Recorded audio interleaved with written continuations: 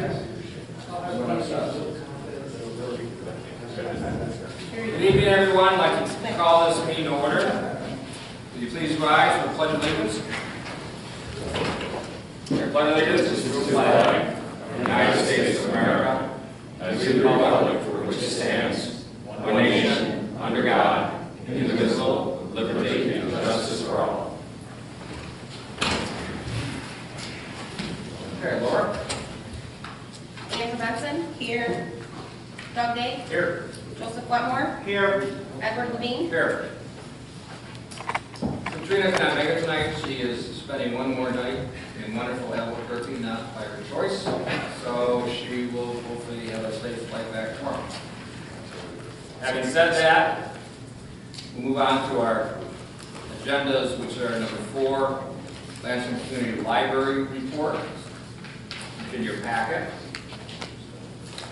Andrea, do you want to make any comments about those libraries? Only that the summer reading program is going absolutely fabulous. And all events are free, as you can see, so the attendance is excellent.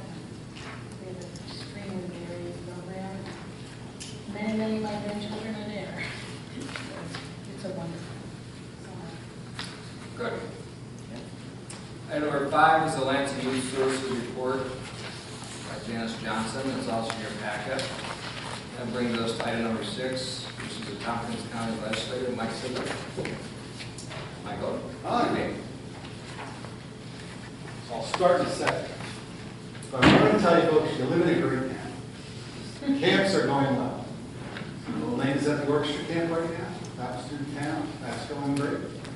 Windy Waves right down at the Myers Park is fantastic. We're getting people from Trimford coming. Jim Dennis's grandkids there, so we're pulling in money from other towns.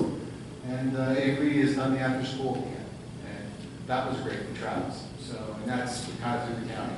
So it's really, we have a lot of options here for camps. Just wanted to tell you everything's going really well, and the music at the park is much appreciated. So, trying to make everyone of those on Thursday night and tomorrow. So we'll see you then. I do want to thank you again for having me. I want to thank Marcia Lynch. She is our public information officer, also in Lansing, and I draw very liberally from her reports. So just keeping that in mind. First, I want to congratulate 2 of our county employees. They are going to be taking on new responsibilities. So Jason Molino, he has tab 2 experienced department administrators to serve in the position of deputy county administrator. He was only going to do one of these, but then after kind of looking at everything, we had already budgeted for 2. And so he decided, you know what, we have 2 good applicants. Director of the Office of the Aging, Lisa Holmes, she is going to take over the one position. And our Youth Services Director, Amy Hendricks, she'll be filling the other one. So they will be brought on board. It should be an easy transition since they are already part of the county. And then we'll see who's going to take over their roles. So it's an exciting time for our county administration.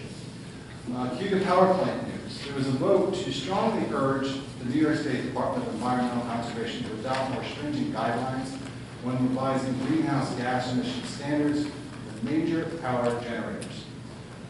They want to account for the life cycle emissions of basically all natural gas. They're basing this on some new scientific research that basically came out last month. The vote was 13-1. I voted no. The resolution now will be submitted to the DEC as they propose revisions to the air quality section of the New York State Conservation Code, and that's going to set new performance standards again for these major electricity facilities. What they first are trying to do is to do it for the limits of carbon dioxide, so that's why they're looking at this.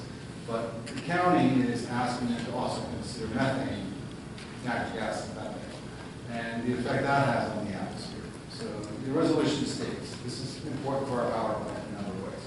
The Tompkins County Legislature recognizes that while conversion from other fossil fuels to natural gas may seem to provide greenhouse gas emission reductions when looking only at combustion emissions, when the full life cycle emissions of shale gas are taken into account, they argue that the greenhouse gas emissions from shale gas are worse than coal.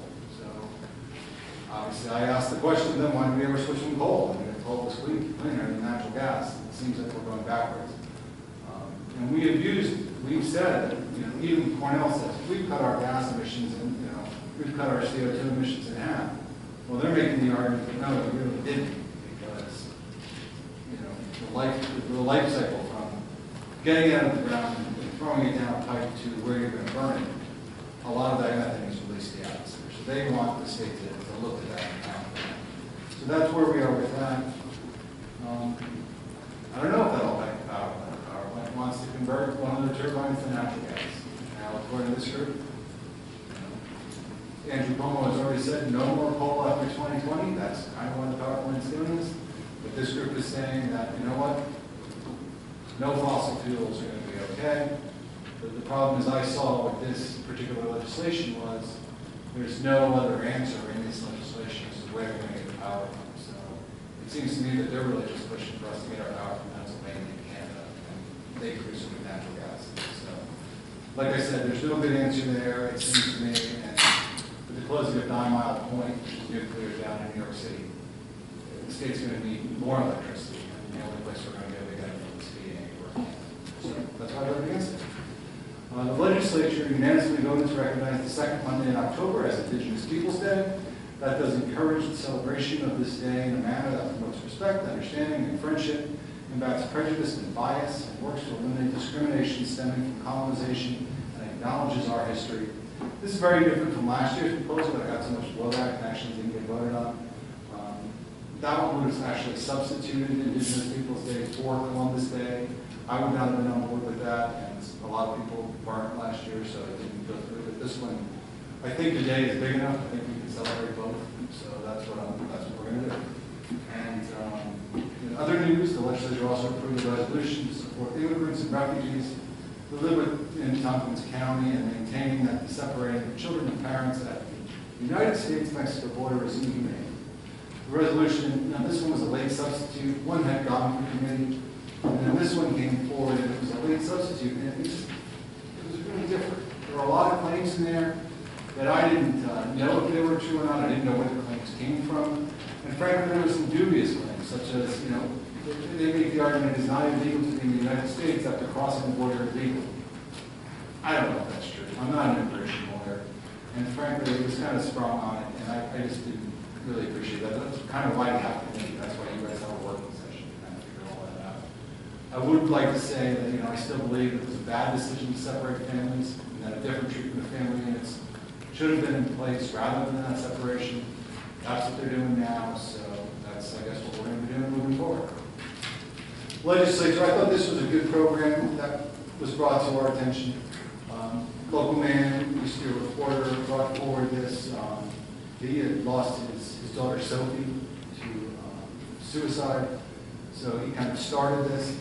And the county has agreed to adopt a zero suicide model.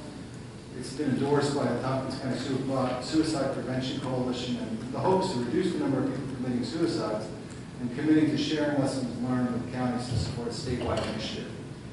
Basically encouraging all behavioral health care partners to participate in the zero suicide model. And the county will be one of the first communities in New York to implement this zero suicide. I think the main goal is just to bring this kind of out of the closet, give a lot of people some sort of impression. I mean, there was just an article about farmers, you know, nationwide, it's a real issue. A lot of farmers are committing suicide. Clearly, there are issues societally that this needs to be addressed, and I think this is just one more step to kind of do that. So that's, you know, I'm glad the county kind of got on board with that. Earlier this month, the legislature approved the standard annual resolution adopting a local law that permits the legislature to override the tax levy limit for 2019 as part of the adoption of the 2019 Tompkins County budget. I always vote against this, Glenn Murray always votes against this. I don't know why we do it before we actually have to do it. It's kind of like saying we're going to fail. I never like that. Rob used to be on the legislature or on the town board. He gave me a good actually explanation as to why that's done. It kind of helps calm the nerves of movies and things like that. I still don't like it, so I always vote against it. Because frankly, we have the best rating in the county and in the state. We can take a look at movies. It means, hey, let's make it happen. So that's why I was voting against it. And that is about it. Thank you. Any questions for Mike? All right. Well, thank you. Okay. poll. Stephen, this will be our last meeting. I want to thank Mike Sigler, our county rep, for making the report a little shorter. I should be thanking you. Last meeting in the career, and Mike stepping up to that a little bit. So. Finally got through to it. I appreciate that. As Mike stated, we are right in the middle of the throes of summer, and our programs are rocking and rolling. We're doing well. Our numbers are up. We maxed out on all the numbers for day camp and closed out. We hadn't done that in a few years.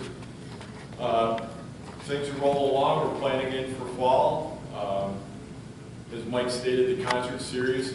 I mean, a lot of that is beyond our control with Mother Nature and weather, but I told you from the beginning we had a very strong lineup. And right now we're on pace to crush any record that we've had in the past if we get just a few more good days. So we're trending the needle's way ahead of where it normally is at this point, way ahead of where it was last year when we were all needed web feet to get around down in the park. So, yeah, that's really about it. I just want to thank the board.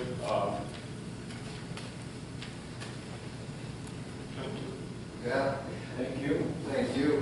Thank you, Steve. I really want to commend you for your years of making our Parks and Recreation Department the wonderful department that it is. And I know I'm with Mike, not necessarily at the same place at the same time, but I enjoy the Parks and Recreation of this town immensely and really appreciate the hard work you've done to make it so wonderful. Thank you. Appreciate that.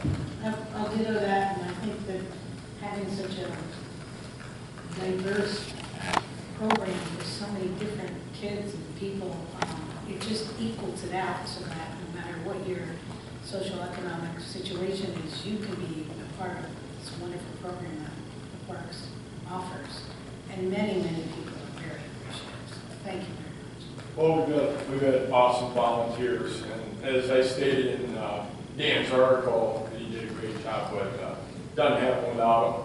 And been very fortunate for the staff that, you know, from Bev French through to Patrick and Maureen, and things are really going to be in great shape. And Pat Sands does a great job. He's seen it for 18 years, and Maureen's seen it for 15.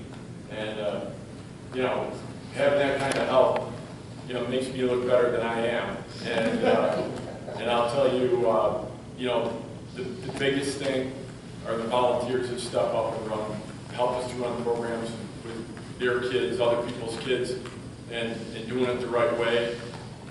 We've been very fortunate. Well, we were fortunate that. So Thank you. I already said thank you.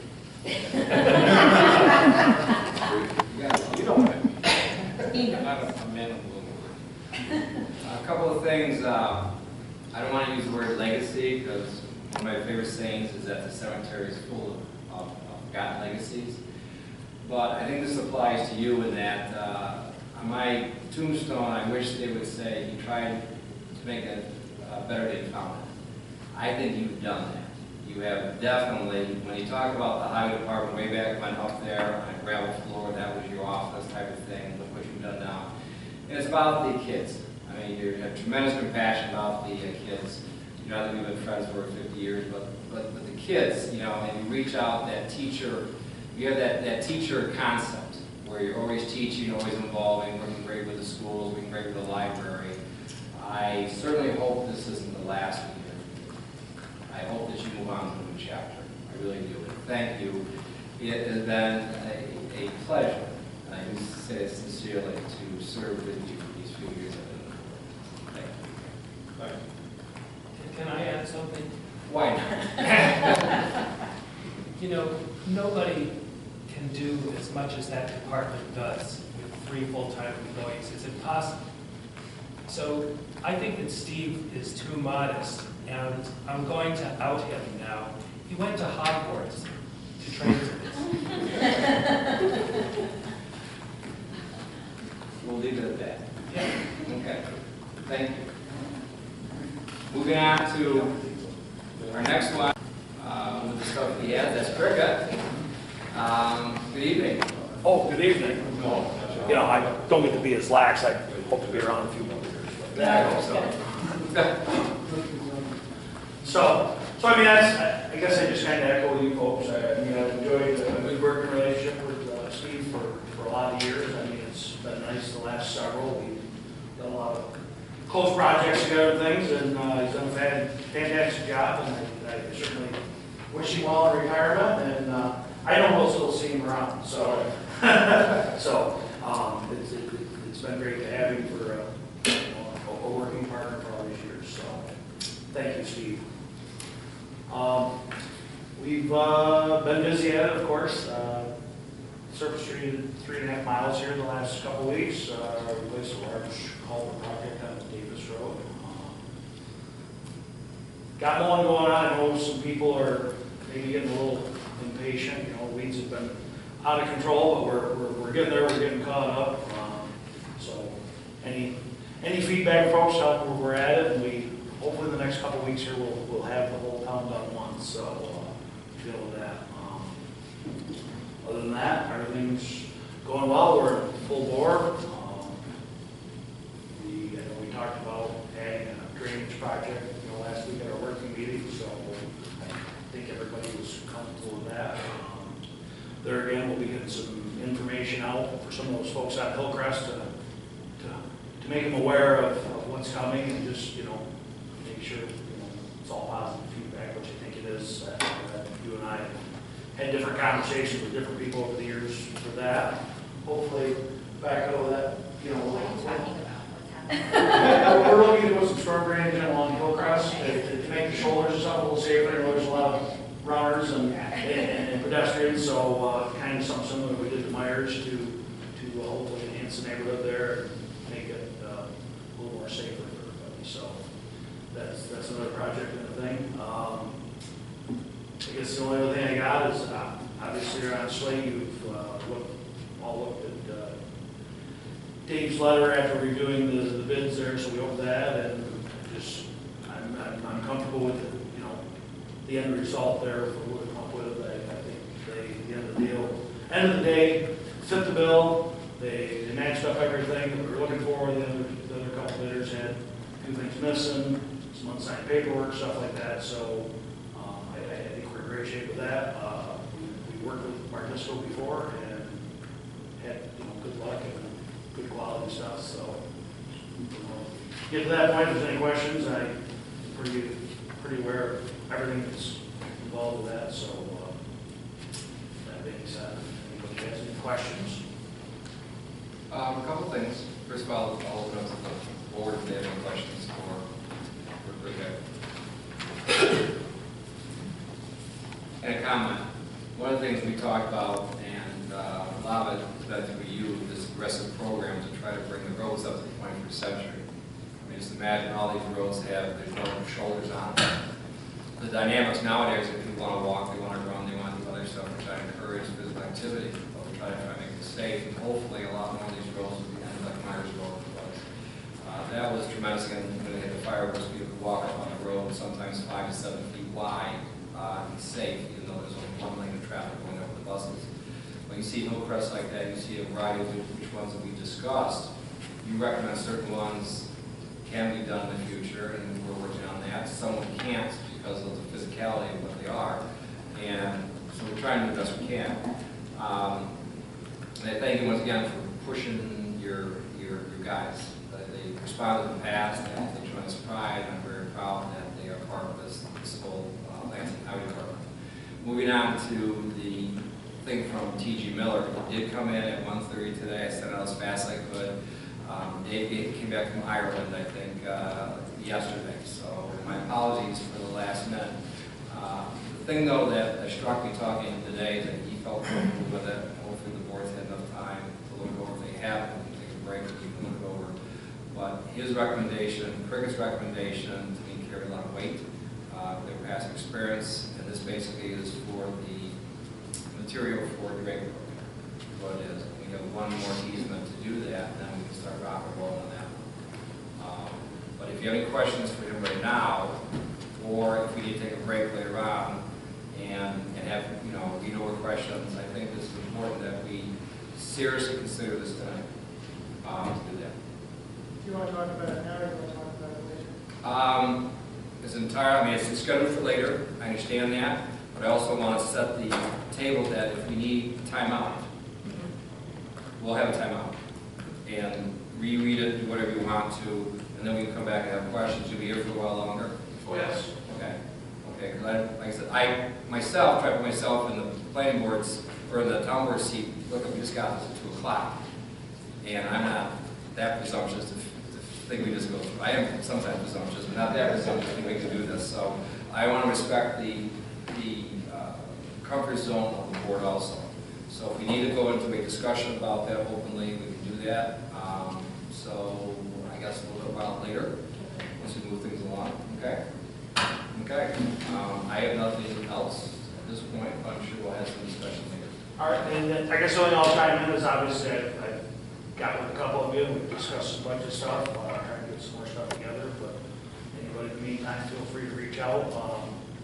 Happy to discuss it, and we're trying to get this thing put together, so we say it every year, or I say every year that I want to get, especially mine, to you folks as soon as I can, just so we can get questions answered and things like that. But like I said, if anybody has anything in their minds or questions about different things, feel free to give me a shout. I'll make time, and I'm hoping to get my stuff put together. So by the end of this month, you'll have it. To give us plenty of time to review and have some more good conversation as far as the future, and look forward. I would say one more thing, that cold storage building's coming along quite well. Yep. We got the roof on just in time before Monday's deluge, is that the word? Yep. I think, Much needed rain, I say. much needed, absolutely. But anyway, it's coming along well. Yep. Good. Great. Thank you. Thanks, folks. Planning consultant report from Mike Long.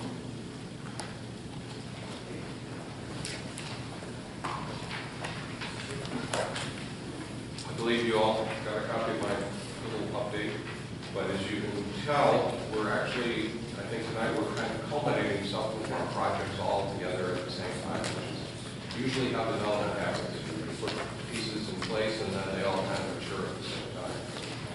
Carol Oster is here from Rochester's National Group. Hopefully we'll get the agreement all set aside so that we can have access into the site. They're looking at closing October 31st, about, in terms of getting their financing together. They've already submitted their plans for the buildings and trying to get everything arranged. Basically going through some of the final details. And hopefully we'll get that part of it done later tonight. We've got the DOT permits, as you know. We've been corresponding with DOT about updating the information they've requested, so we're pretty much there as well.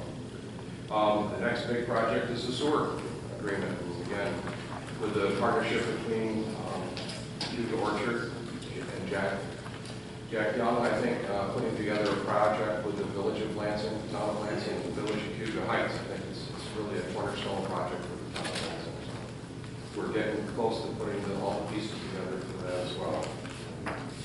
LED street lighting, I reconfirmed with NICEAG today. I've been waiting for information from them on the buyout. I finally reconnected again with a different person. Hopefully we're getting information soon. I did an interview with the NYSERDA Clean Communities Program. They wanted to find out what we're going to do with our funding and what are our priority projects. Again, I think the street lighting is probably the first one to go.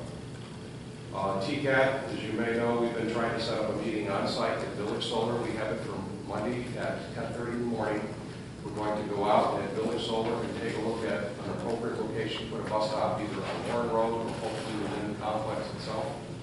As I've said before, Cornell University is interested in building a demonstration type, prototype bus shelter that's of the 21st century. LED displays and solar power and things of that nature, so we're trying to put that together. We're also hoping to, they'd like to put a bus shelter out here as well, so hopefully after we're finished with Village Solar, we'll come up here and try to start that out as well. So, I guess the other thing that's going tonight is the grant applications for, as you know, I gave you an update last week. Again, I want to thank Steve Holt and his department, and I work in 4 or 5 different communities across the state, and the Lansing Recreation Program is second to none. I mean, they do a phenomenal job. They've got a tremendous amount of programs, and the care they take of their fields and facilities is really unparalleled. So we have, hopefully tonight you'll give us authorization to apply for 2 more grants. I tried to go over them last week. I've done some tweaking with the grant application amounts. I think I can squeeze in a couple more projects. I'm working with Steve on trying to have more of the labor on the town highway department. Hopefully cricket won't kill me. We're basically trying to get a little bit more work. Again, we can do it over a 2-year period, so it should hopefully work with the schedule. Trying to get the upgrade of the lighting system and also the kayak relocation of the boat launch set for that. I'm trying to add that into the project that we talked about a little bit last week. So, one thing I'll mention is if I can ask for a friendly amendment to your resolution tonight. It's got an amount in here not to exceed $145,000. That should be changed to $250,000. It's on page 5 on the second resolve in the resolution. So if you could amend that amount to $250,000 rather than $145,000. Yeah, he has the working docs, he's looking at the working docs page. What is the title of the resolution? It says resolution approving application for funding from New York State Office of Park Recreation and Historic Preservation or Title 9 Environmental Protection Act. Okay, I got it written separate. Page 10. The middle of the page. Yep. Not to exceed $250,000. Where did the 145 come from? The typo? I don't know. Again, I had a chart with some numbers and, just corresponding, trying to figure out what the rate is. And then the planning board, I'll just give you a quick update there. Finger Lakes Marina has added some cabins they'd like to see on their site as well. So we did send out the lead agency designation, have not heard any responses yet. The town board had approved the town bar and site for the NICEAG cell tower. The planning board at their last meeting went through the seeker process, and with a lot of guys' assistance, we looked at the Monroe Balancing Act, and they agreed that it would be exempt from the site plan approval because of the process that they've gone through and things, so that worked out well. The planning board is going to discuss some potential changes, and I know I think Doug, Joe, and Ed were there at the last planning board meeting, but there were a couple of people who have properties that are currently proposed to be changed under the new land use ordinance and update. So at the next planning board meeting, they're going to have some potential changes that will be discussed at the planning board level and hopefully recommended to the town board. One of those is a small tiny home concept on Hillcrest, which is currently zoned IR. So according to the existing ordinance, you cannot have a residential property in an industrial commercial zone, IR. So I think one is the issue is use, and then you get into density. There's no density requirements in the IR zone right now. So I'm sure they'll kick that around a little bit and give a recommendation on the town board. And then we have started a working subcommittee on trying to get together with some of the definitions for the land use ordinance. We had one meeting so far. We're proposing that on the first and third Monday of the month, we got together at 1:30 or 3:30 in the afternoon. And I guess that was something that worked out good for Lynn, for Joe, myself. I know Doug was invited last time. I'm sure it's going to be hard during the working day. But we'll try to keep everybody up to date on what's going on in this process. The last item I'll just talk about was Wagner has a subdivision request in. They have a piece of a family farm that they've been selling off lots over time, and several of the people have built houses on those lots. There's been a shared driveway system set up in the past, and what they'd like to do is to be able to sell off lots to some of their kids. So they want to have a little Wagner family compound, so to speak. So that will be before the planning board for discussion in August, on the 13th meeting. We'll schedule that for a public hearing based on the planning board's discussion on Monday night. And primarily, this is more guys' expertise, but under the town law 280A, they have to have a dedicated private drive that meets all the requirements to have access so that they can provide the subdivision road connections, so to speak. So hopefully the planning board will adopt the subdivision proposed based on the town board's approval of the 280A requirements. Okay. Thank you. The grants. Next item is engineer's report. There's none. Just look for David Garrett, bounce back. Brings us to the privilege of the floor. limit of 20 minutes, the maximum of 3 minutes per speaker. Does anybody want to exercise privilege of the floor? I wanted to say something, but Would you please? Sure, come on. How are you doing tonight? what? How are you doing tonight? Oh, good, thank you. What's going on?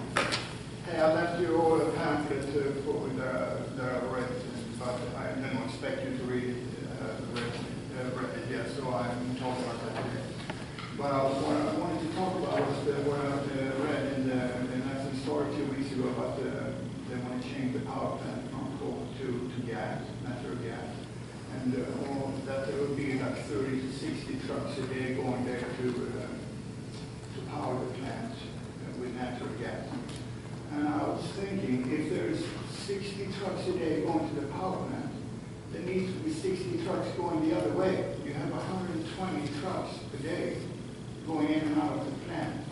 That's like 40,000 trucks every year for this. And I just think it's a very steep price to pay, especially since we don't allow fracking in New York there, coming up from Pennsylvania. I just think that we could do better. I don't think we need to be that desperate. So I don't see how it would make Lansing a better place to live, how it will add to the quality of life here. So I just want to put in my vote is, I hope this gets voted down. I think we can do better. So that's what I want to say about it. I also wanted to say thanks to Steve Holt for his work what he's done here. This man has been phenomenal. With all every year, we get more and more participants in the sports. And every time he goes over to the sporting goods store to say hi to them, he comes up with thousands of dollars of equipment that they donate to the Lansing. He's just been a fantastic ambassador for this town. So that's going to be a hard active role. Thanks, Bob. Thank you so much. Appreciate it. That's all. Okay, thank you. Yep. Anybody else want to exercise privilege of the floor? Hello? Hello.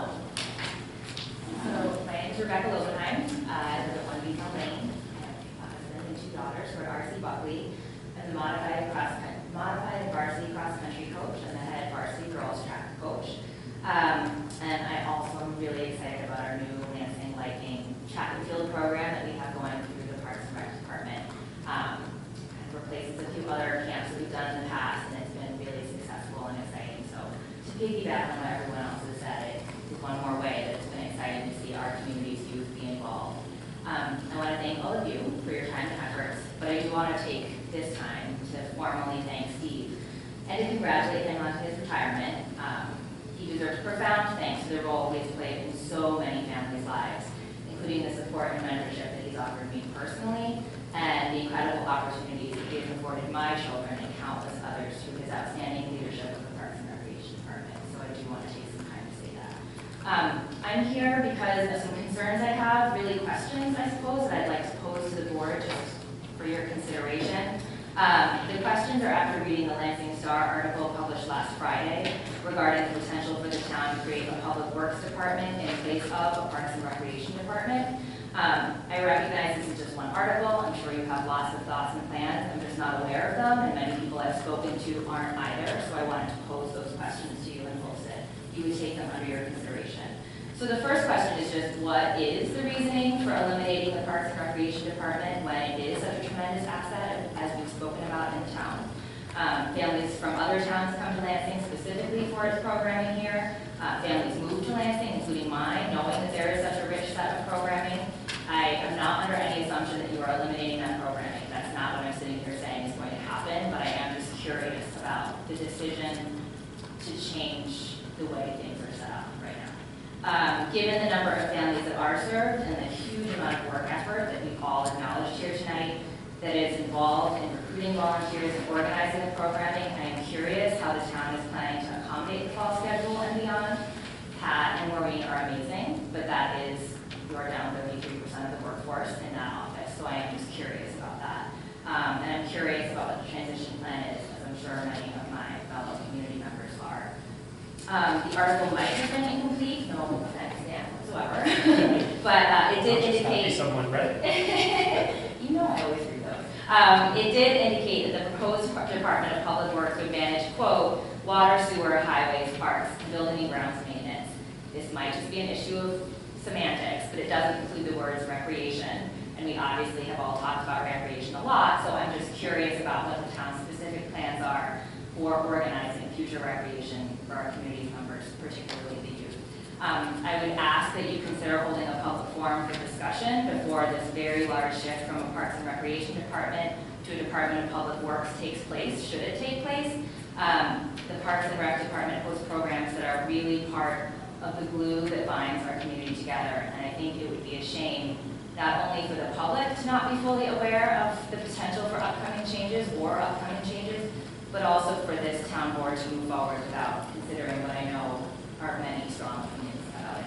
So thank you for addressing these at some point in the future, for taking them under your consideration, and for continuing to support such great programming in our town.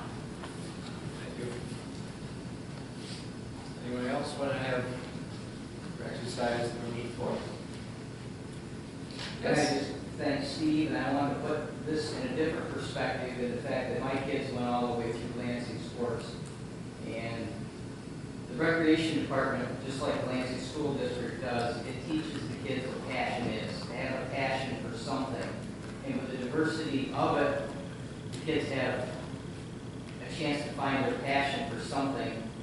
And without that passion, they won't be able to find a career that they really enjoy. But the other thing I want to say to Steve is the fact that he does it for the kids. He doesn't realize how much he does it for the parents. So the parents get to actually participate and be a coach, and he works with the parents to make them feel like they're part of the team. So in all the years that my son went all the way through baseball, I mean, the 2012 baseball team that got state championship, the reason they did that is because those kids all played together every year, and they learned to play together and be a team. And my son that was on that, he's a real team player, and he's really going places just because he understands what it takes to work with other people. And Steve teaches that not only to the kids, but also to the parents to all get along. And that's the one thing that really can't get lost. You need to find somebody with Steve's passion to make this work. If the parents get upset and they don't play nice with the department, then you're going to lose a big resource. So it takes a special person to rally the troops to make this all work. Thank you, Steve. Thank you. Okay. Thank you, Doug. Anything else want to make a comment tonight? If not, let's move on. Before we move on, I think it would be appropriate to let the board respond to some of these comments and their responses. I would like to respond to a couple. Normally it's not a, I'm very careful when I hear people's concerns that we don't have an interaction back and forth, because now it has the potential for debate. And the privilege of the floor, in my opinion, is to respectfully listen to people's concerns and let them say what their concerns are. I will say those concerns will be addressed at another time when it's more appropriate. Otherwise, go down this road, and next thing you know, we're back and forth, and that's not what the purpose of the privilege of the floor is. To share, these are the concerns we have. And at the end of the day, they'll be addressed. But the privilege of the floor is just to hear respectfully from the individuals here. So I would respectfully disagree that we should comment on this right now. If you want to comment on something at the end, when we have time for council people to comment, that might be the time for that. That would be fine. But right now, I think the best thing to do is just to listen to them, let it digest, and then move forward from there. I think if you do that, you make people sit here through the entire meeting when they bring up questions and concerns, and a comment or two might make them feel more comfortable and not make them sit through the entire meeting hoping that someone might respond sometime now. Well, I am tempted, and I've been very tempted to respond to these things once again. I mean, once you deviate from protocol, you deviate all the time. And this is why we have privilege of the floor, to listen and be respectful. Otherwise, if we do it once, the next thing you know, we go back and forth, and why can we not stop now when we stopped before? You just can't pick and choose. I mean, as much as it takes, you have to be disciplined.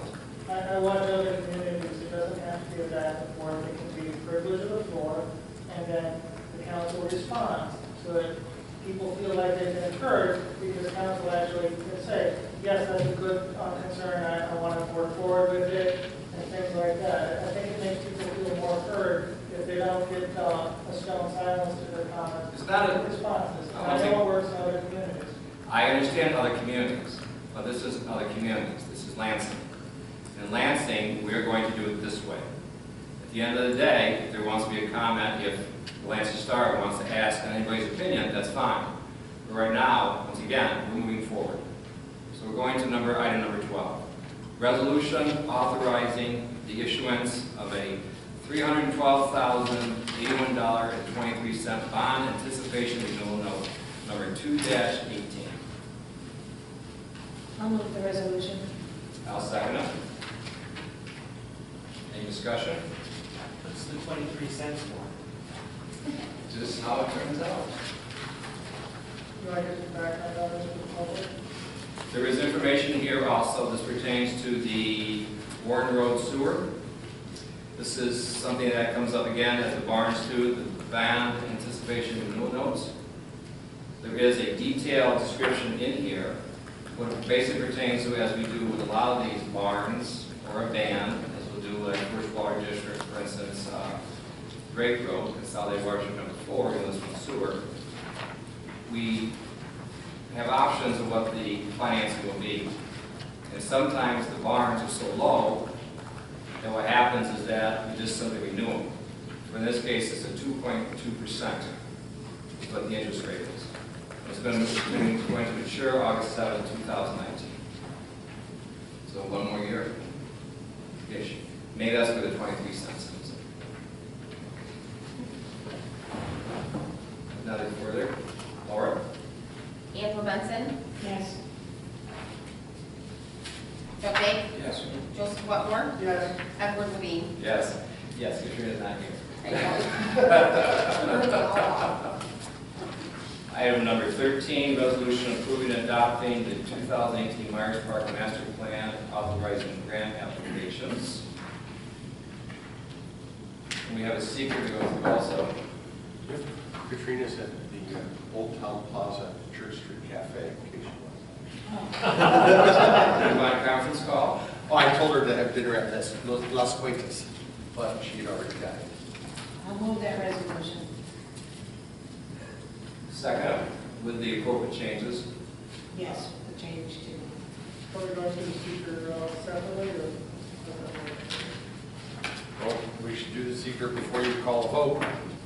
So Which is the next procedure. I will try to be very fast because this is almost, but for two very minor changes, exactly the secret that you did last year.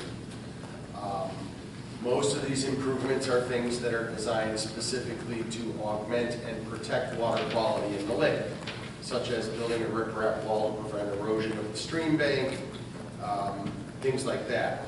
But there were a couple changes, and rather than just supplement the existing secret, which would have been perfectly legal because of the way grant cycles work, it's probably better to have one that's currently dated, so there's fewer questions. So you have the part one, same 11 questions are going to apply, and I'm going to give you what my proposed answer is, and you can weigh it accordingly. But will the proposed action create a material conflict with an adopted land use plan or zoning regulations? And the answer is no. This is actually consistent with our comprehensive plan. Will the action result in a change in use or intensity of land? No, it is a park, and it will still be a park. Will it impair the character or quality of the existing community? No, but I would suggest that park improvements will help the quality. Will it affect the CEA? No. Will it result in an adverse change to existing levels of traffic, such as mass transit, biking, or walkways? No. Will it cause an increase in the use of energy or fail to incorporate available energy conservation opportunities? No. The one thing that will use energy is simply one pavilion being replaced by another pavilion. No net change.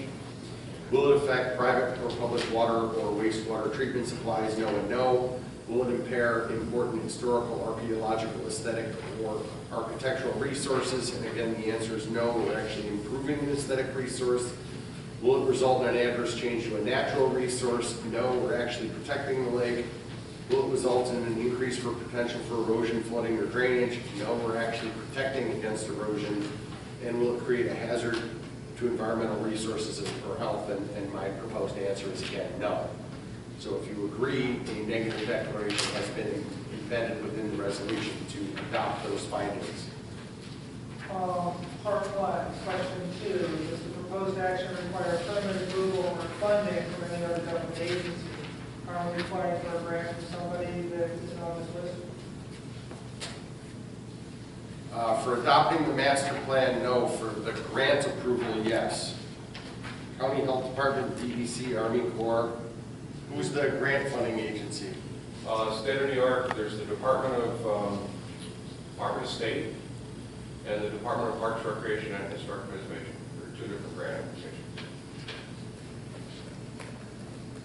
Okay, so with an amendment to question 2, listing DOS and DPRHP, we should be, Office of Parks, Recreation, OPH.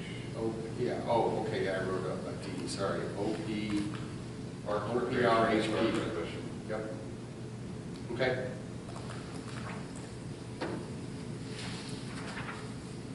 Any other questions, comments, concerns?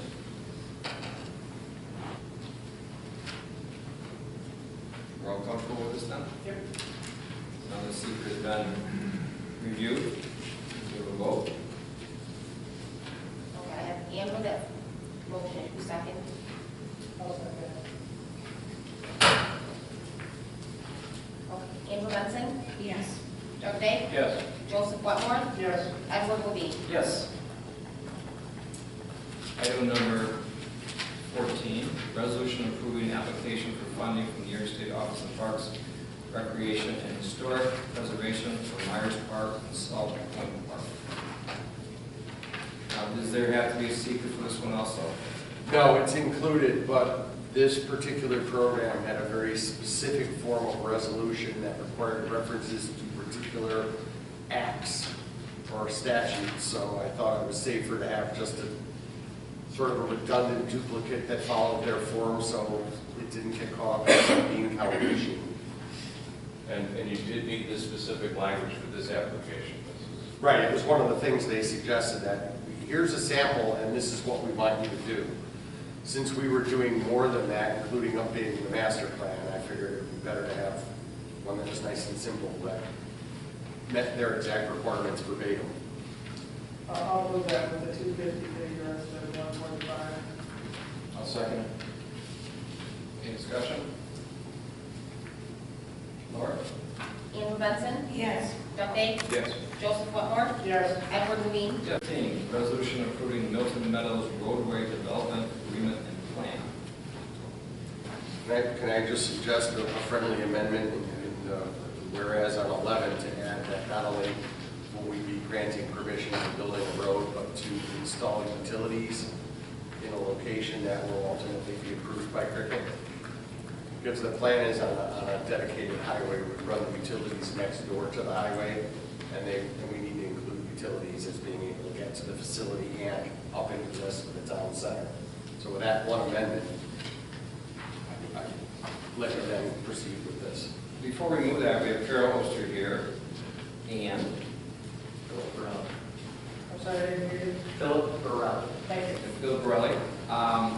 They are from Cornerstone, and if the board has any questions for them, now would be the appropriate time to ask them about the road. Interesting situation. It's a road which isn't a road to be dedicated because they didn't own it to begin with, but we found a good way to do this through the license. Is that correct, Guy? Well, in the event there is a temporary license needed, we're approving that, and that's akin to what we've done relative to like geotesting and other entry. But the plan is, rather than have a standalone license, is just to simply convey with the land the right to enter and build the roadway. So we're not, it's all covered in one transaction. It's simpler, it's cleaner. Just a little more background. I'm Carol Oster, Rochester Cornerstone Group, and this is Philip Borelli,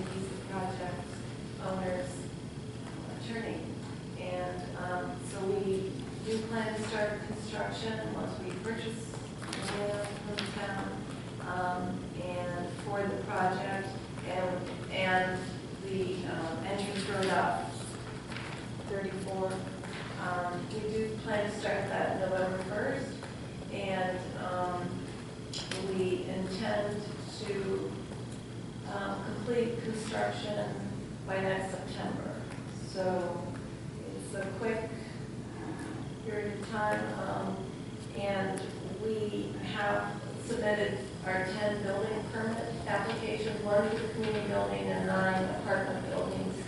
And we're asking those permits to be issued prior to the entrance road to be constructed.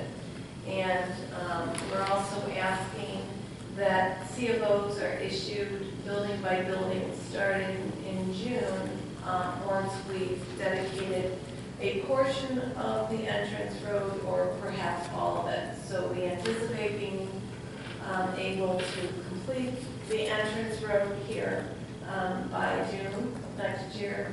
Hopefully the weather will cooperate, and then start occupying apartments by the end of next June. And then that'll take place all summer and will be fully occupied by September. And we are issuing a letter of credit in favor of the town to ensure the completion of the monies there for the roadway should we not perform adequately. And the letter of credit amount has been signed off, I believe, by the highway superintendent. And I'll let Phil and any information about the document. The only piece I'd like to just add is that the license agreement is still allowed one or two access to town land to improve the roadway. At the time of completion, it will be dedicated as a public road. So you said you had 10 building permits, 1 for the community center, 9 for the buildings. Yes. Applications for the buildings. But you will have 10 individual building permits. Yes. Well, And 10 CFOs. right. So my thought is initially, and I may be wrong, but probably will be able to get occupation or CFO per building because you have an individual building. So that makes sense. As far as that, I don't know if the letter's been signed by the highway department, but I'm in favor. My Did understanding, somebody sign it? have we gotten the final, last time, are we going to final draft of the letter? Well, final draft of what letter? The letter of credit. Well, a draft letter of credit is sort of like a commitment letter from a bank until the mortgage is issued. Who knows? We have an application, we have standard terms that the bank is committed to issue. They're acceptable. They do meet ISP 99 standards. They do provide for site draft. It is a standby letter of credit. And what it is suggesting is, what the resolution suggests is that if the letter of credit meets those standards, subject to my review and Ed's approval, then Ed can go ahead and sign off on it. If it doesn't meet those standards, or it doesn't meet the pro forma that the bank had delivered, then it would have to come back to the board. So that's our trump card. Yeah. I don't think you need a trump card, but you can't approve something that doesn't exist. So we still own the property, and you have a right of purchase agreement of some sort at the moment, is that where it stands? Correct. Right. And at what point is the property going to transfer, after you get your funding, shortly beyond November-ish or something? Simultaneously with funding is my understanding. It's all one transaction at closing. Okay. And that's why granting the license makes more sense at that time as opposed to giving it when we don't know if there's going to be closing yet or not. My one concern with this resolution is, what if there's something that goes wrong and now it goes into limbo for a while? Does this give them some kind of rights to do this? Should we have some kind of, I guess the question should be, should we start coming to some kind of sunset of like a year from now, this has to come back to us if it hasn't been finalized? There is, until they actually acquire the title, there is no license to enter and build the highway, and they're not going to put a shovel in the ground and spend money until they own the land and have approval. Right. So there's nothing that's actually in existence until the closing.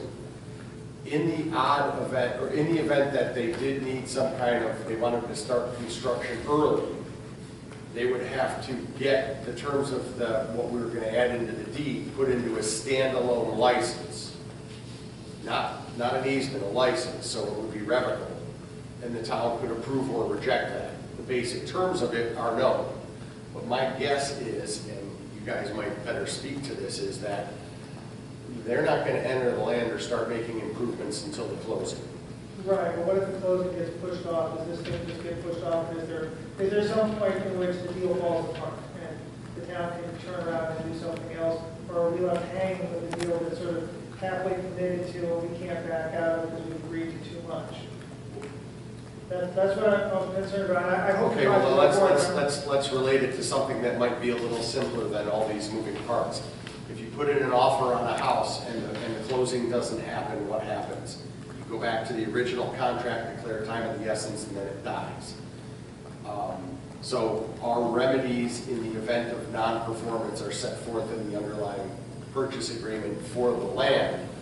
This is only something that really is going to come into play after closing. It's setting in place the rights that are needed and approvals under Town Law Section 288. It's saying there's going to be a highway here. We're approving it, we're carving off that piece, and we're saying that we will accept a letter of credit in this form as adequate security to guarantee the future construction of that road so that you can get your building permits prior to the road actually existing. That's what the goal is here, is to pave the way to allow everything to happen in phases as was approved by the planning board. This standing by itself, if there's not a closing, this really doesn't mean much of anything, and the board could, at any point in time, simply rescind the resolution. Okay, that's my concern. Right, yeah, but this isn't anything that stands or dies on its own merit. If there's a closing, there'll be rights that are pertinent to owning the land that will let them build a road and then dedicate it, and then title will be unified as a public highway in the town. Right. You good, or? Yeah, I'm good. Okay. I just didn't want to have something hanging, and if there was a sunset clause needed, I wanted to add that, but it sounds like we don't need that, because the sun, we can revoke it if we need to, and the sunset is really part of the purchase agreement. Yeah, to add suspenders to your belt, there's also a sunset provision in the actual right to build the road. If it isn't completed by December 31st, 2020, the right of access disappears. In other words, they would have to come back with a new letter of credit, and we'd probably say, okay, we understand that was a really bad winter, we'll give it another year, but we're hoping we don't have to cross that bridge. There's no bridge there, but we can put one in. I think you're putting in a bridge. Yeah, the Brooklyn Bridge is in Arizona, maybe we can put it here. Any other questions or comments for our two guests?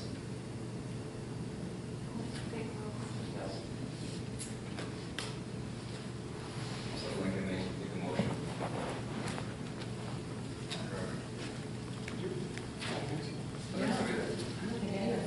I'll move it. Second. Ed? I'll second. Okay. Any further discussion? If not, Laura? Andrew Benson, Yes. Doug Dake, Yes. Joseph Whitmore, Yes. Edward Levine. Yes. Thank you. Thank you. Thank you, everyone. Phil, call me about carpet if you need to. Oh. Okay. I'd like to move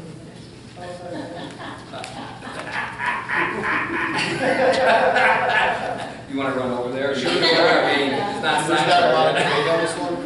You want to get some background on this guy? I got two chomping at the bit right here, and I'm really hesitant to say no. Here's the background. We love our library. Okay. We No, love what the did it? reading program, too. Right, the library has a program that's been wildly successful and in less than 9 years has quintupled in size. And they're looking for assistance to continue this program. Both not monetary and non-monetary is how I read it. And because the library is a governmental agency and so is the town agrees that supporting youth activities, supporting reading programs, and the coordination between the school, the recreation department, and the town has been strong. So the town has entered into an intermunicipal agreement limited by Article 5G, but authorizing the use of town resources and the expenditure of up to $3,000 a year to support and continue the summer reading program. This falls in the same line as our youth service drop-in center. What other services that we do for the town. So this is another one along that pattern. And like I said, I look forward to more of these relationships. So having said that, Chuck, it's your turn now. Go ahead and make a motion. Oh, I did. And Joe seconded it? I Okay. seconded it. Okay. Any further discussion? Laura? Andrew Benson. Yes. Doug Dake. Yes. Joseph Wetmore. Yes. Edward Reed. Yes. So there is a form I have to sign here, guy, right? I have it right, yes. And there's a form that the president of the community, looks like the president of Lansing Community Library has to sign also. Yep. I would recommend that you probably at least sign a duplicate so each agency has an original, but that's up to you. Okay. Does it have to be notarized or anything, or? No. So if I sign 2 copies tonight and another board member took it over to the library, they haven't signed, that would be good enough, let's go back a copy. Okay. Good. Does it have to? Good. Good, good. Okay. Moving on. Item number 17, resolution and final order approving Town of Lansing Sewer District Number 1. The permissive referendum period is over. There has been no pushback on this. There has been no counter pushing. So we're now moving forward. Move that. You have a second? I'll second it. Okay. Any discussion? Just a comment. One of the things we're doing is that we're working concurrently with the villages, especially the village of Lansing, on their projects. We're just going to set up another meeting in August to see where the timetables are for that. We all have our own assignments to do. All of us, meaning Jack Young and Mr. Weinstein, with the developers at our end, and the village of Lansing at their end. And we'll hope to go forward quickly on that. So thank you, Jack, for all your patience on this and think outside the box. Without you and without Mr. Weinstein, I don't think this project would ever have a ghost of a chance. So thank you. Having said that, Laura? Andrew Benson. Yes. Doug Dake. Yes. Joseph Wetmore. Yes. Edward Reed. Yes. Item number 18, resolution authorizing acceptance of bid and issuance of notice of award to Martisco Corporation for CWD extension number 4 materials and parts supply contract. You can have a motion. I'll move it. I'll second it. Any discussion? Go, Joe. Cricket? We may need some input here. I don't know if it's from, but go ahead, please. My curiosity is always about someone who goes to all the trouble putting together a bid and not include all the elements that are being bid out. And so my question is, can we accept part of the bid from one and part of the bid from another vendor? Because I don't understand why someone would submit a bid and not bid out all pieces, which wastes the time if we can't do part and part. My understanding is, and I'll let our legal department to more thorough, is that they give pretty specifics as far as what the bid's about. There's all listed of each part, each piece here. And to go outside the box, that's something that I think you have to go back to the bid process and say, okay, so this was pretty specific as far as what the bid was We want about. this part, we want this part, Exactly. 200 feet of this, 100 feet of Exactly. that, all that. And they just skipped some of the parts. I was going down that list and saw that. And I just, why go to the trouble of doing all this if you're not going to fill out something for all of them, even put silly numbers in some of them? Yeah.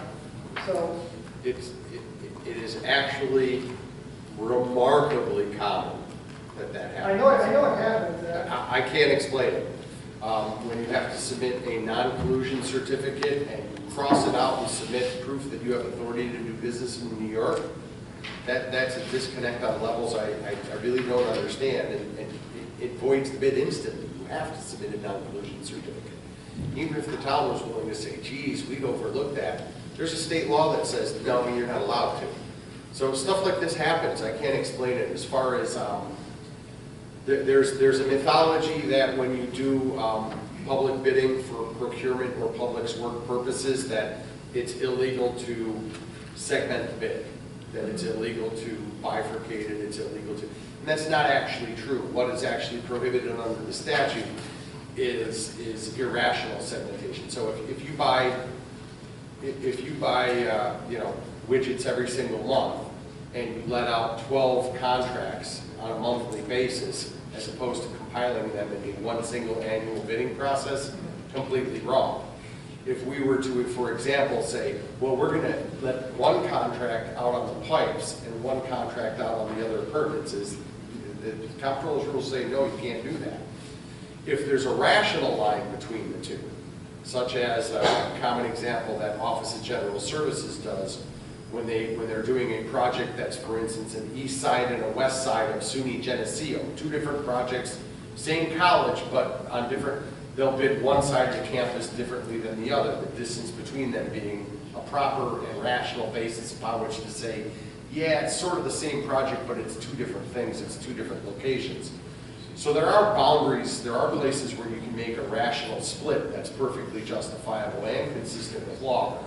But subdividing a single procurement contract for goods and services for one project, especially one that is, pardon the expression, this small as compared with like what the state would do for an office building, no.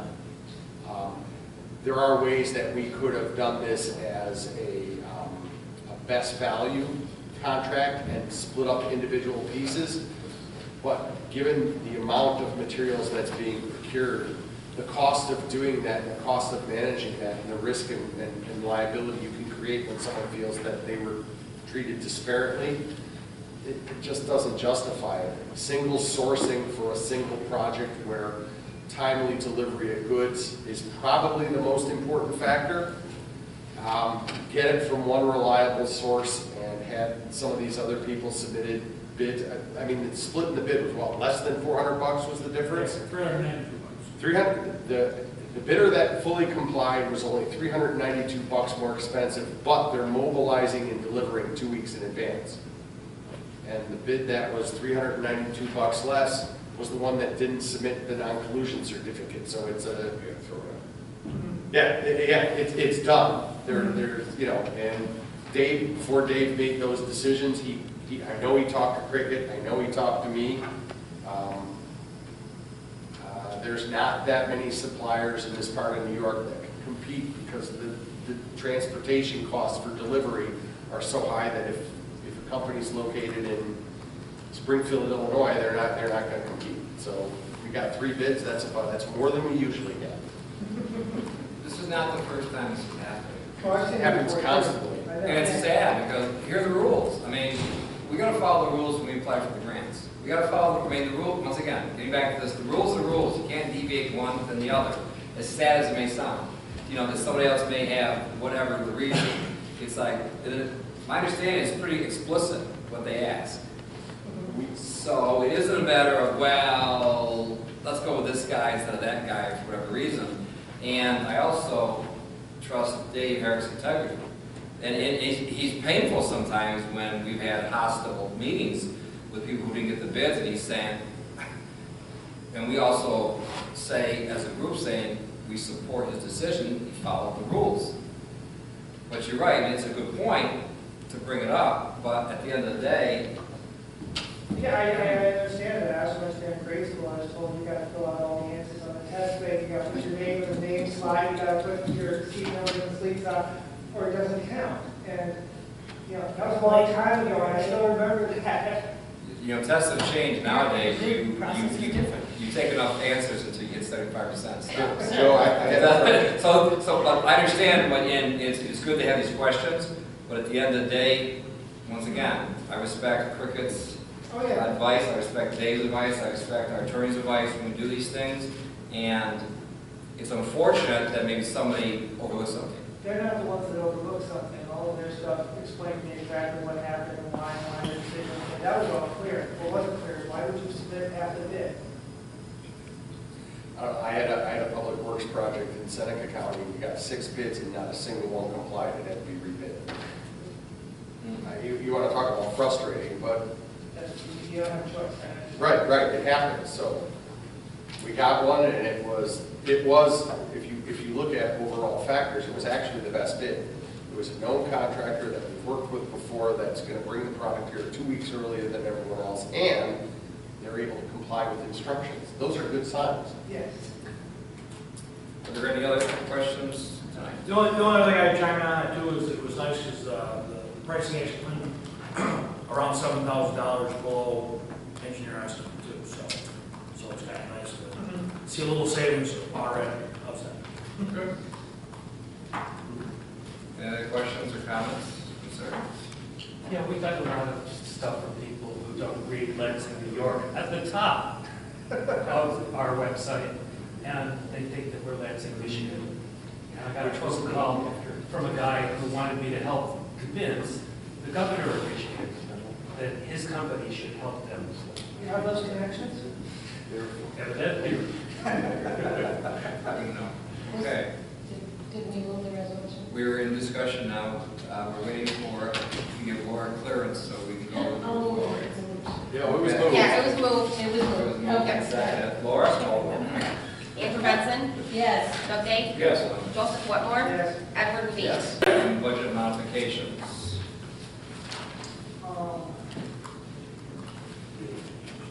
I'm looking at the budget modifications.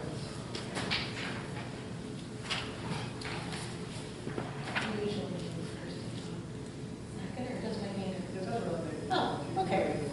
Okay, We've done both this meeting. you're right.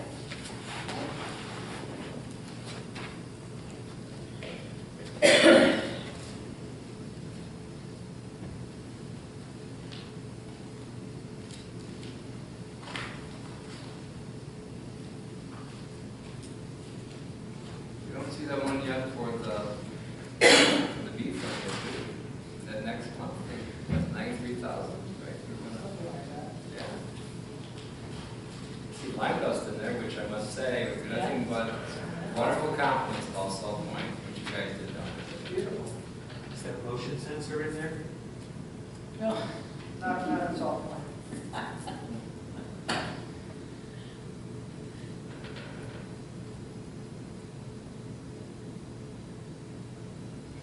Do I hear a motion? I'll move this resolution. I'll second it. Any discussion? Laura? Andrew Benson, Yes. Doug Day, Yes. Joseph Whitmore, Yes. Edward Lee. Board member reports.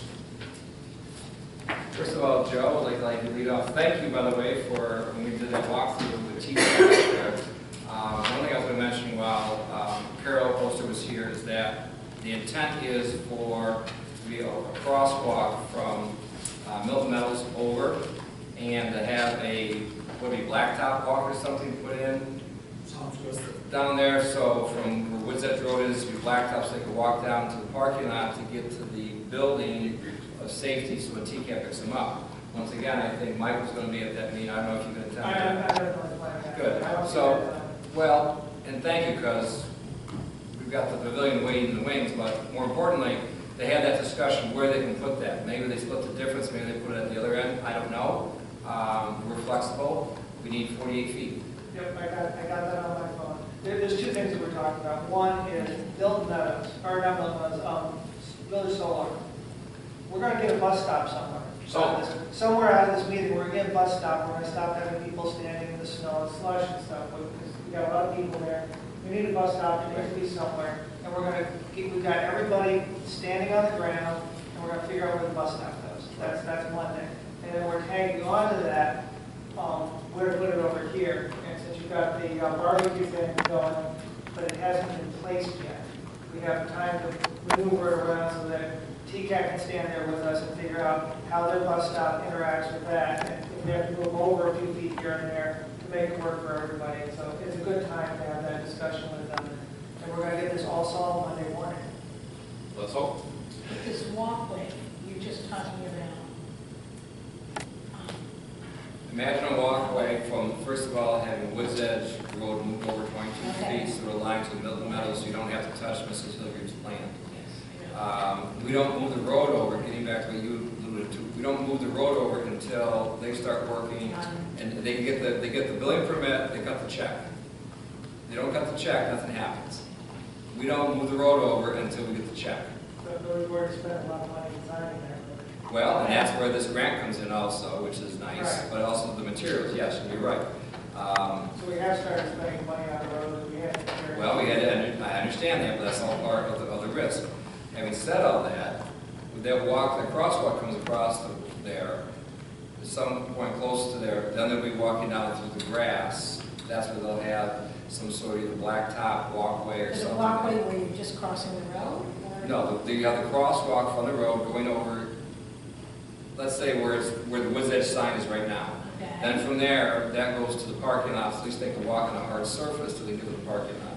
This is where Joe comes in and says, where are you gonna put this building for TCAT? You're gonna put it farther down so you split the difference? Maybe don't.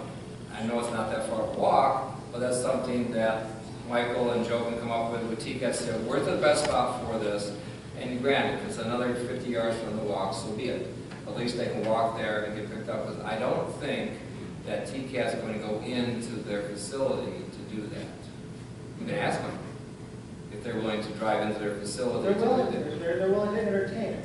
They haven't guaranteed anything, they said, we're willing to entertain it if we can get the curves that we need to. And since the roads haven't built there yet, it's all gravel, there's still maneuverability to say, all right, we'll move these parking spaces here. That's under discussion. And keep in mind that the road will be public, but the drive-ins to their buildings will be private. So that's also the thing for Milton Meadows to discuss where you want this thing placed. But if you place it over there, it takes a little bit more pressure off if we didn't put it on this side. But you guys work that out and come back to us with positive reports, okay? We'll come back with a place that everybody is okay with. Perfect. And then we'll figure out if the rest of the board's okay with it and all that. So are they planning to try to keep the bus stop by the ball field right here? Yes, the question is where to put the bus shelter. And we need to move Would it they out. entertain the thought of maybe moving it to Woods Edge? Bus comes up towards that. That's a left turn. Or a right turn. They'll have to change it around, they don't go on that road, so where you want to put it on, I was thinking of Woods Edge just because we're gonna get crowded down this way. And there's plenty of parking there for people riding. yeah, I think I can pull off the road and in the parking area. I think that's part of what they like, to pull off. And that way they can, do it in both directions and have bus stop essentially in the same spot. But I will talk with them, I don't know what the requirements are for sure. No, that's fair. I've talked about this spot, I've talked about the other one, and so I can't answer the question. I'm just offering an option, just to, I'll ask them if they want to move down the because road. the, whole thing with the barbecue tent, one takes over the other, and other than. Well, you gotta have both of them be able to work together, and that's why I had this discussion before we place one of them, so that we have time to say, well, maybe this one needs to move over 10, 15 feet, and that'll work for both. And so, we'll have the discussion, and I'll come back and tell you what they say. Okay. Report. Anything else? Oh, sure, I'd like to respond to something totally on. I'd like to start with Klaus and say, I'm with you. I'm concerned at the idea of 120 trucks driving down our streets. That's a truck every 12 minutes, and I think that affects the quality of life. We don't know yet where they are planning the routes. We don't know where they're getting their gas from. We don't know any of the answers to that. But I think those concerns are very real, especially to those people who live on that, whatever street it happens to be. And so I intend on keeping aware of it, asking questions, and seeing what I can find, and reporting back to the community where we are. Right now, we're in the process of, the application was not considered complete by DEC, so it has not been accepted, so there's no timeline set, nothing's been set yet. And in terms of Rebecca, we don't have a specific plan of setting up the Public Works Department and merging the two. There's been discussion. There's obviously changes that happened this month that are moving that discussion more to the front burner. But we don't have specific plans that I've been shown. But I agree with you. Recreation is hugely important in this community.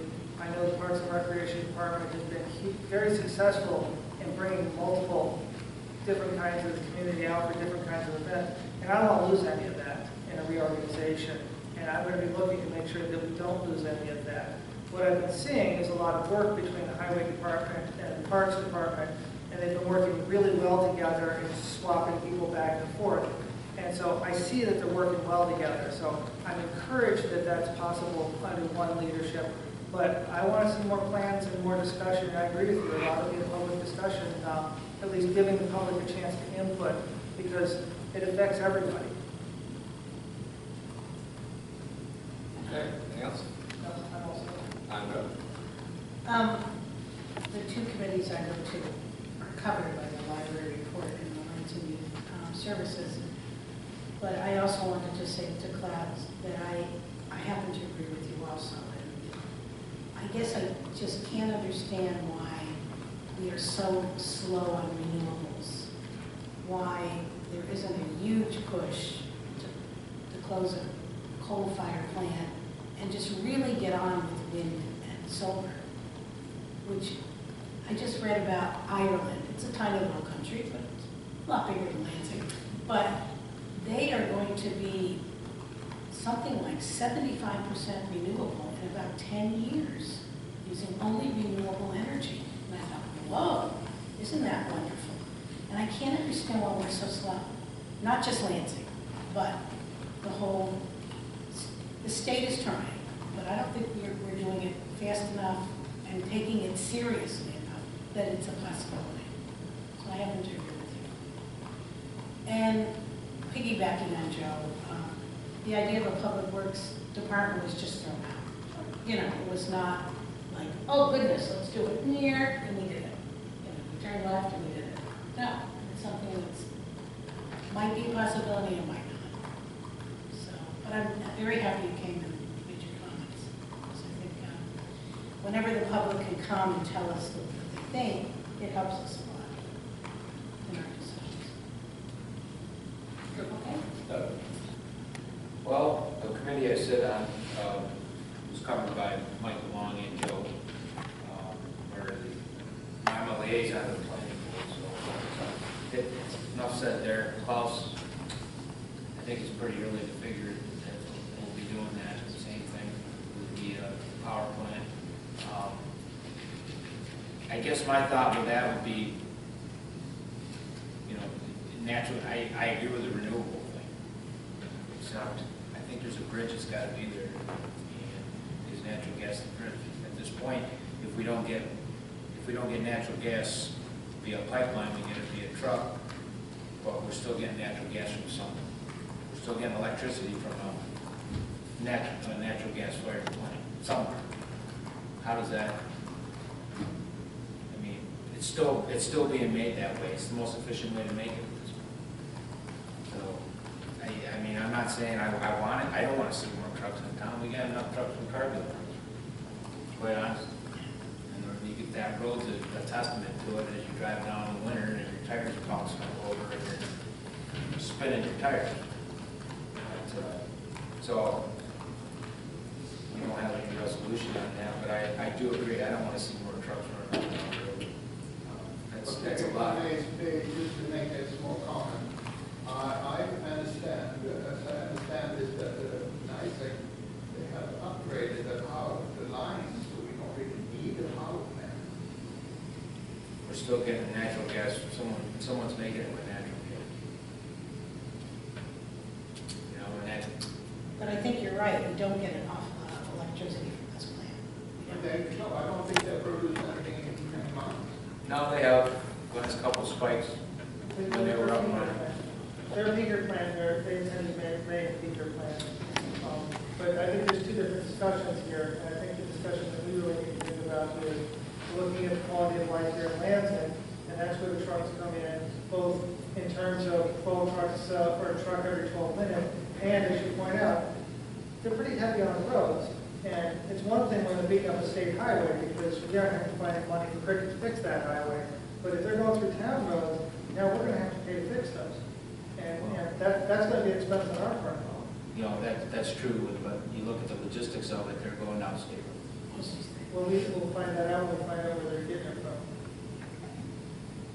There's several different locations, and some of them could have them coming across town roads. And Rebecca, not on my watch. We won't lose the recreation part.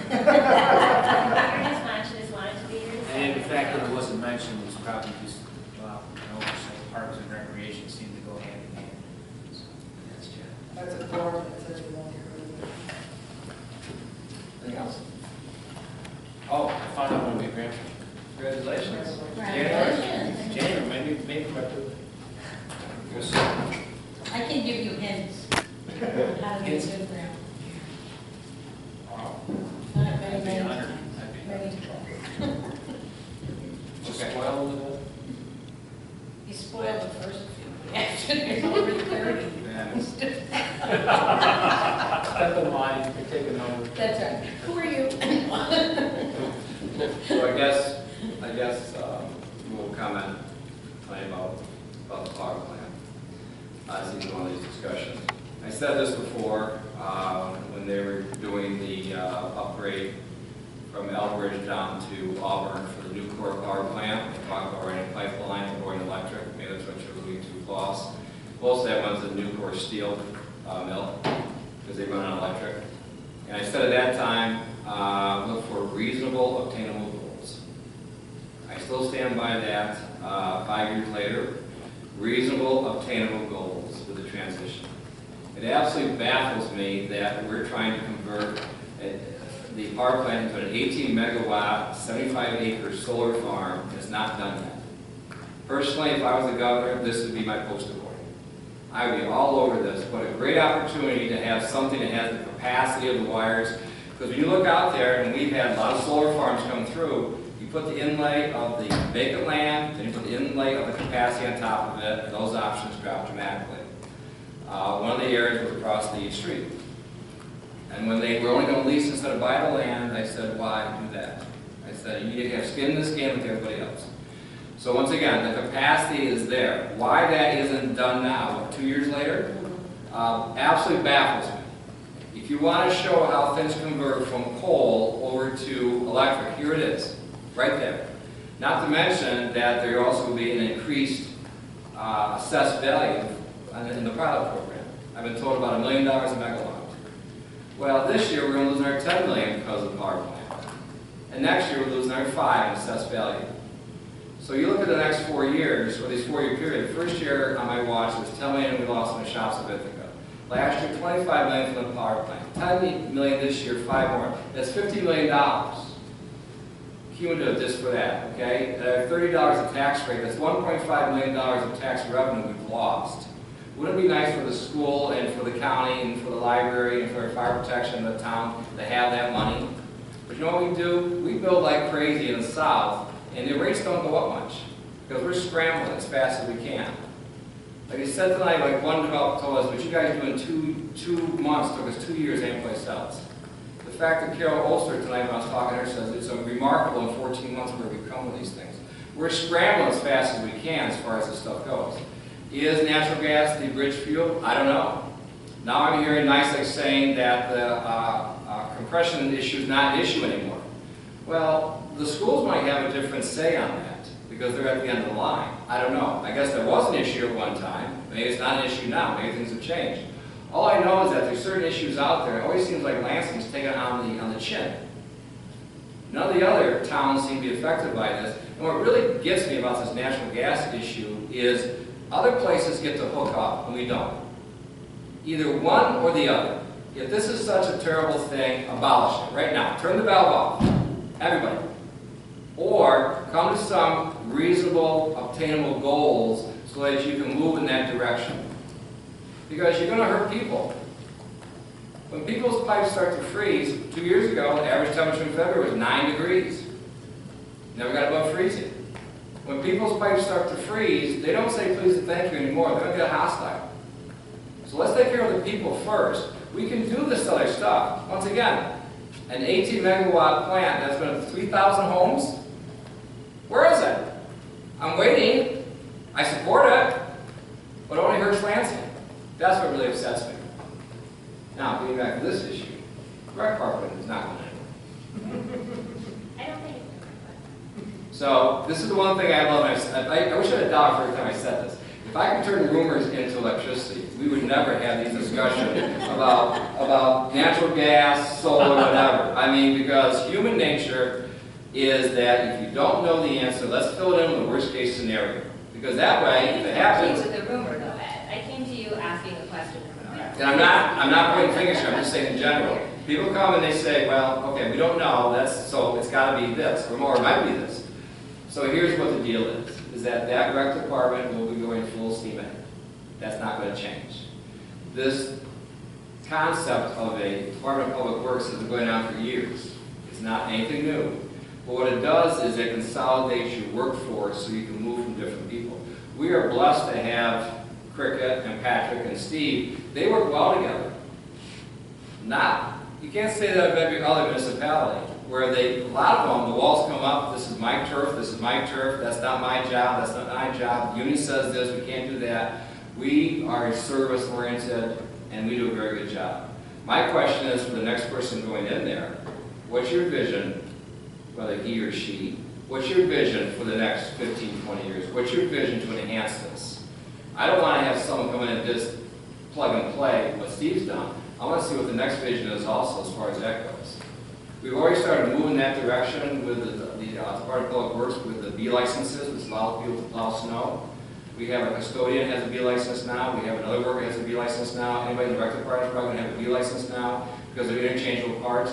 Because when we talk to Cricket, he says, you know what, I can schedule paving, I can't schedule snowstorms. And his words ring true because we want safety first. We want our kids, I've said this before, my vision is to have them from breakfast to dinner, someplace they're safe in this town. Whether they have their preschool programs, their after-school programs. We just gave the library $3,000 tonight and we believe very strongly in that. And I think all the town board members have a tremendous amount of sense of community, which I applaud.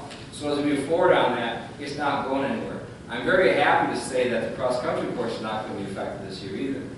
It looks like that's going to, that I don't know if your ears were ringing, but that also came up in discussion talking to Carol about that.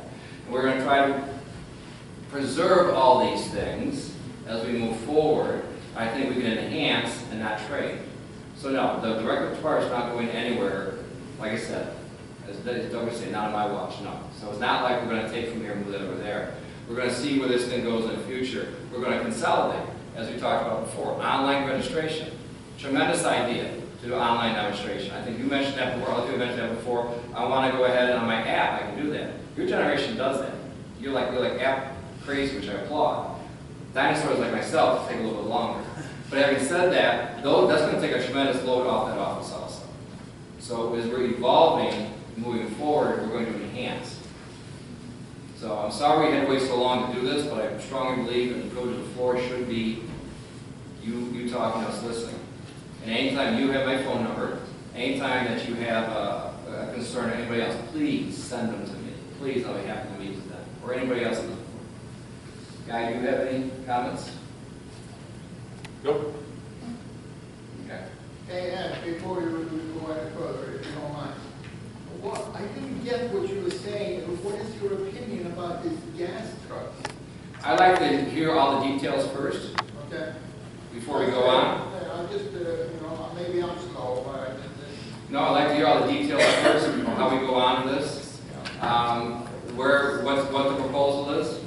And once again, to allude to what other people are saying, let's just listen to see what the proposals are. Let's see what the need of Lansing is also. Let's see, I tend to also believe there has to be some sort of transition fuel. I tell people, this thing was around 20 years ago. Our technology will catch up. We will be more efficient in how we manufacture electricity from the sun. That's not there yet. It's coming. But in the meantime, how do we protect our citizens? Let's listen open-mindedly to all the different discussions here and see what the plan is.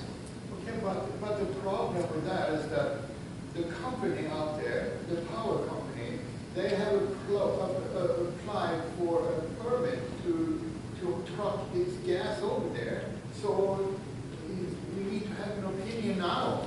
Well, actually, what they've applied for a permit is to adjust their air pollution permit to let them burn gas instead of coal. And they're trying to avoid talking about the trucks. DEC has said they're interested in what the truck plan is, and that's why their application was deemed incomplete. Oh, I didn't know that. Okay. So there's further discussion on this, so I'm not going to jump the gun. But I also have to look out what's good for Lansing.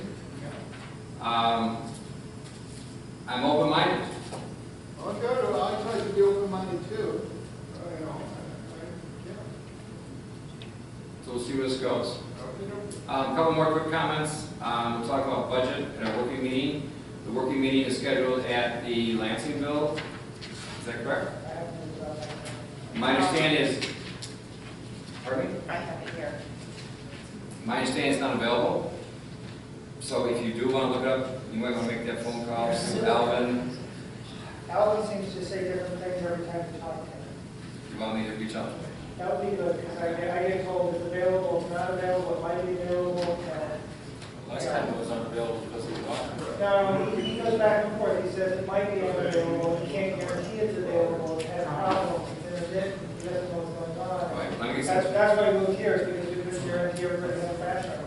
let me get some clarity about this maybe in the next few days, and then we can schedule it ahead of time, wherever. One more thing with, you also saw those projections for the B funds and everything. Is there any comfort level with that tonight for that discussion with Cricket, or do you want to wait to discuss it at our August 1st meeting? I really need to see my projection that this is good, but once I start seeing what we're going to sort of be doing in 5 years, that helps me. And I've been talking with various department heads about my projection, and that will, Okay, you're talking about the B fund? I want to see five-year projections for our budget, and then I can start seeing what's going on in terms of how to deal with our reserve fund. Okay, you have the projections for the 5 years expenses. To guess what the assessments will be in 5 years, to do a 5-year budget in 5 years, I think a lot of this can be extrapolated from the information we sent you already. I think we should be prepared to have that discussion August 1st. We're already allocating money. I think we're all comfortable with front-loading some of that money we talked about before with Cricket. That would be good for now, Cricket. If you want to have a serious discussion about the B fund later, we can do it August 1st. Yeah, it's fine. Okay. Good. I have a question about, we're about to put Patrick on as running the rec department. We're going to talk about compensating him for the additional responsibilities. And specifically, one of them is he wants to be able to drive the town truck home at night. Here's the concern about that. Okay? Is that we have 2 people that have town trucks right now. They're on call. They're on call in case there's a water main break, there's a call on another emergency. So they need to be available to move at any time. I personally don't think Patrick falls in that same category. He has a cell phone. Yes, he does. But once again, Steve Cole didn't have a company truck either. I understand that. So having said that, I don't think it's appropriate to do that with Patrick. Nothing personal against Patrick. But I don't think it's appropriate to have a company truck. He has used a company truck once he's here. Yes, I understand that too. So I understand that as of August 1st, we're going to be giving him additional responsibilities. And we haven't talked about giving him additional compensation for those additional responsibilities. And it would be better if we did that before he took them over. Obviously, we're not going to be able to work it all out tonight, but I think we need to deal with that at some point really soon. Well, Cricket and I and Patrick will have discussions as far as what the transitional period will be, because they're going to have to work together to move forward on this. On the other hand, the incentive program was designed to absorb that position to the end of the year. Does that mean that he gets additional monetary compensation until the end of the year? That might be some discussion at our August 1st meeting. Once again, we talk about projections. We talk about projections here also. The fact is, I don't think we can pick an arbitrary number and give that to him. I think what we need to do is sit down, the 3 of us, Cricket, Patrick, and myself, to see, okay, how we're going to run this for the rest of the year, and are you doing more additional work, or to what extent is that additional work, or is somebody else doing some of your other work so you can do this work, so it's a lateral move as opposed to now you're doing more compensation because you're absorbing Steve's position. Maybe he's not doing that. Maybe we're delegating more of the physical work that Patrick's doing so that he can do more of the administration work. So that's something I think we should have a serious discussion about come up with our action plan, come back to the board on August 1st. I'll try to send out emails ahead of time if appropriate, if we have some definitive answers from there, and go forward with that. I do follow your line of thinking that he's doing more, if he's doing more work, he should be compensated for that. I understand that. Well, not just more work, but more responsibility. I understand that also. On the other hand, what's the formula for that type of compensation? We need to have that in place really soon when he started, because it's not fair to ask him to take on the additional responsibility and or work without having. Has he mentioned to you that he's unhappy or anything? No, I just think as a board, we have that responsibility to do that in a timely way, and we're running out of time to do it in a timely way. I think we're in a good position because of how well he's been trained and the responsibility. I mean, Steve's had it for 18 years, and Steve had to be out for a while. Patrick took over. We have those in place, those stopgaps in place. This is a stopgap. I think by August we can come up with I would think a reasonable recommendation for him as far as that goes. And yes, I understand there should be compensation, but I also want to make sure that we have a more definitive goals, what the responsibilities are also. So let's see what else. We can discuss the budget on August 1st. Katrina has sent out her availability. I don't know if anybody else wants to meet with the different department heads. We've asked actually August 1st for them to submit their information. Some people have met with them earlier. I think you have. I think I have. And it depends what the comfort level is. We can discuss our budget at August 1st meeting. We also discuss our budget August 15th meeting. They have a comfort zone there. I think Cricket has his tentative budget put together, pretty much part of it. And I'm sure that'll come to fruition in August. So we're all set. Any other discussions tonight? Someone want to make a motion to adjourn? Good night.